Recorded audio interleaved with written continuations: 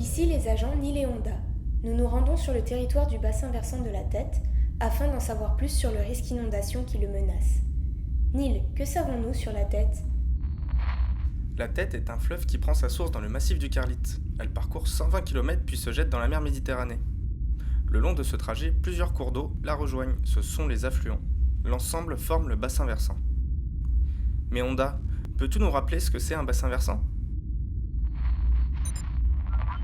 Un bassin versant, c'est l'espace sur lequel toutes les gouttes d'eau qui tombent vont se rejoindre à un même point, l'embouchure. Pour la Tête, c'est la mer Méditerranée.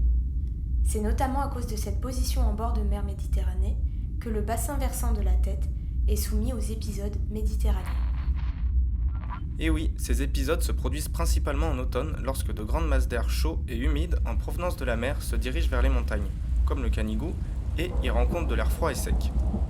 Cela donne naissance à de gros nuages appelés cumulonimbus. Ces nuages sont responsables de violents orages et pluies intenses pouvant provoquer des inondations. En temps normal, les cours d'eau s'écoulent dans ce qu'on appelle leur lit mineur. Lors de fortes pluies, le niveau de l'eau augmente, c'est la crue. Le cours d'eau gonfle et occupe ce qu'on appelle son lit majeur. Si l'eau déborde sur des zones qui ne sont habituellement pas submergées, c'est l'inondation. Et cette inondation peut être aggravée par la submersion marine. Mais quel est ce phénomène, Honda ? En cas de forte tempête, de grandes vagues se forment en mer et rentrent dans les côtes. Les communes en bord de mer peuvent donc être menacées par une inondation appelée submersion marine. Et du coup, Honda, peux-tu nous rappeler ce qu'il faut faire en cas d'alerte inondation ? Ne t'engage pas dans une zone inondée. Monte à pied et te réfugier dans les étages. Reste informé de l'évolution de la situation en écoutant la radio. Si tu es à l'école lors de l'alerte inondation, tu y es en sécurité. Les enseignants savent quoi faire pour mettre tout le monde à l'abri.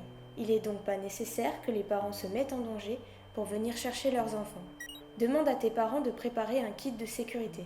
Lampe de poche, nourriture, eau. Ne téléphone pas afin de libérer les lignes. Ça permettra aux personnes en danger de pouvoir appeler les secours. Face au risque inondation, adoptons les bons gestes.